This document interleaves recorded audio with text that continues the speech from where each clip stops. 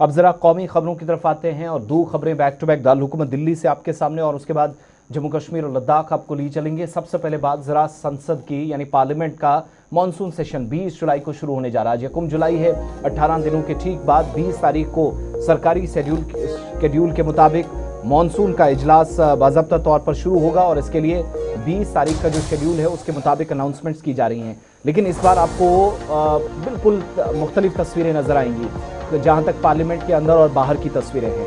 एक तो 5 रियासतों के इंतखाबात के बाद पार्लियामेंट का ये इजलास होने जा रहा है। इंडिया ब्लॉक की कुछ दिन पहले मीटिंग हुई, एनडीए के जो जितने भी ग्रुप्स हैं, जितनी भी पार्टियां, उनकी मीटिंग हुई। इंडिया ब्लॉक में दरार नजर आ रही है क्योंकि जितने भी अरकान उनके थे 232 के आसपास, उनकी तादाद कम हुई है। डीएमके अलग हो गई है, आम आदमी पार्टी बिल्कुल अलग है।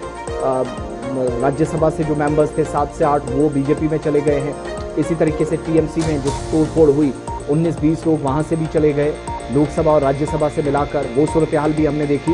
तो वो जो कमज़ोर कड़ी थी वो फिर महाराष्ट्र के अंदर शिवसेना, उद्धव ठाकरे का ग्रुप 6 से 7 मेंबर्स जो उनके वहाँ से छोड़कर चले गए एनडीए में शमूलियत के लिए। और दूसरी तरफ न सिर्फ टीएमसी के बल्कि डीएमके जो तमिलनाडु इंतखाबी नताइज से कांग्रेस से नाराज़ हैं क्योंकि उसने टीवीके को सपोर्ट किया, वो इस मुश्किल घड़ी में कांग्रेस का साथ चाहते थे लेकिन नहीं मिला और कांग्रेस को खंजर घोंपने वाली पार्टी करार दिया। और अब उन्होंने अलहदा से सिटिंग का मुतालबा भी किया था।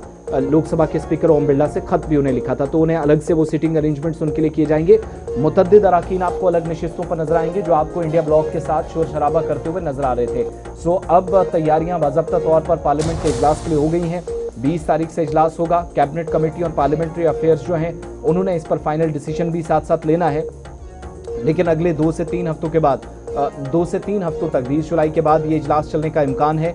टीएमसी, शिवसेना की यूबीटी जो ग्रुप है वो फिर लोकसभा स्पीकर ओम बिरला से उनकी मुलाकातें, 20 टीएमसी के, 6 शिवसेना यूबीटी के ग्रुप्स के और राज्यसभा के कुछ मेंबर्स, कई लोगों ने ओथ लेनी है, कई लोग दूसरी साइड चले गए। ये सारा सिलसिला हमने देखा है ठीक उस वक्त जब काफ़ी पुरतनाव और गैर यकीनी सूरत हाल एक तरह से बनी है, मुख्तलिफ पार्टियां टूटी हैं। तो वो जो 232 के आसपास नंबर था, बहुत सारे मुबस्सरीन का ये ख्याल है कि शायद डिलिमिटेशन वाले बिल पर कोई पेशरफ्त हो, आने वाले दिनों में शायद इस पर बात हो।